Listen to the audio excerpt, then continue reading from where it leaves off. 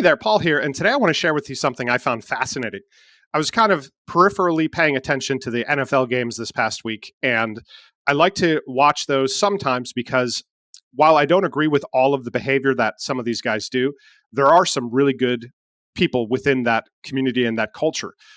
Christians, oftentimes you'll see people, when they retire, they give praise to God, and that's pretty cool. But these are folks that are at the top of their game, literally. They're multimillionaires, many of them.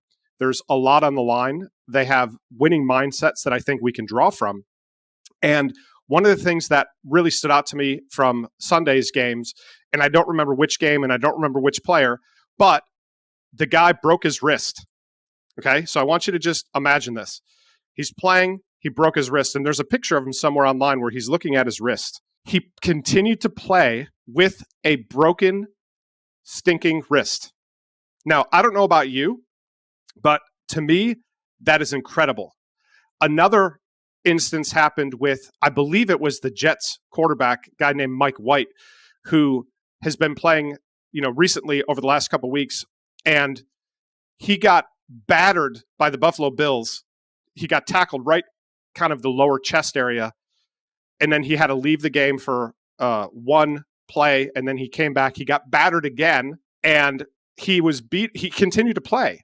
He was so battered that they literally had to take him to the hospital before the team flew home to make sure that he was okay and there wasn't any internal damage or internal bleeding.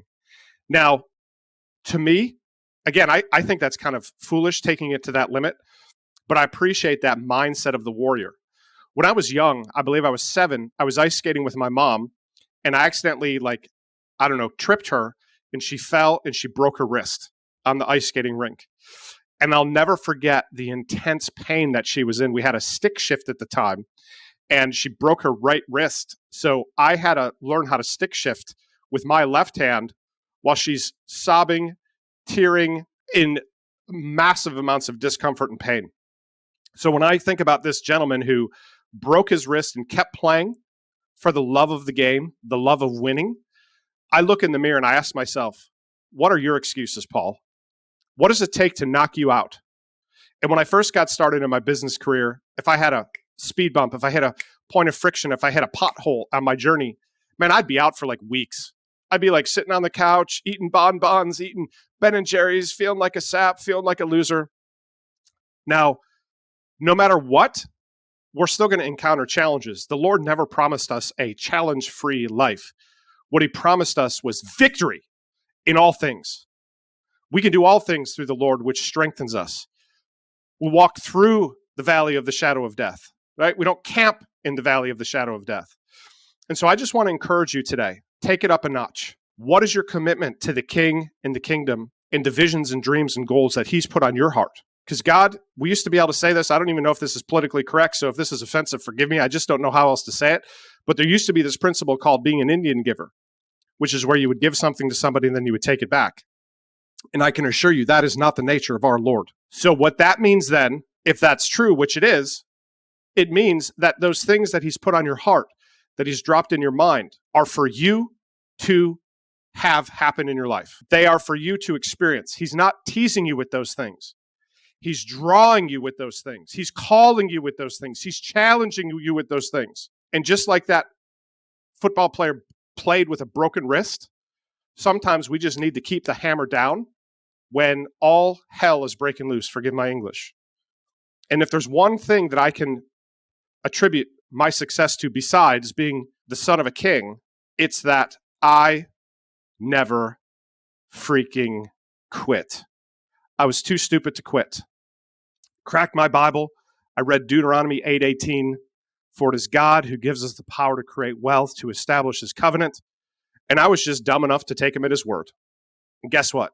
He did and he does. And if he'll do it for me, he'll do it for you.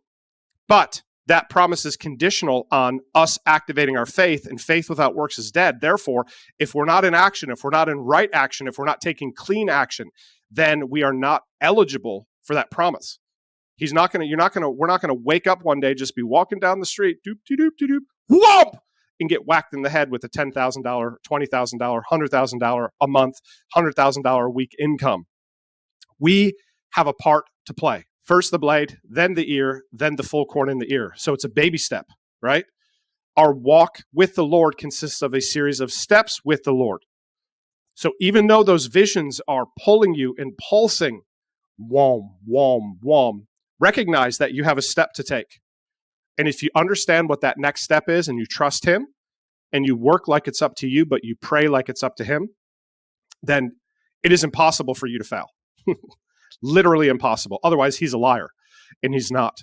So I just want to encourage you today, toughen your mindset, fortify your mindset, build that castle mindset that creates a backbone made of iron that is immovable, and you're founded on the rock. And the winds can come and the water can come, and you're like the three little pigs, the one dude that built the house with the brick. Nothing could shake your tree. Okay? Be well. God bless. Have a blessed day.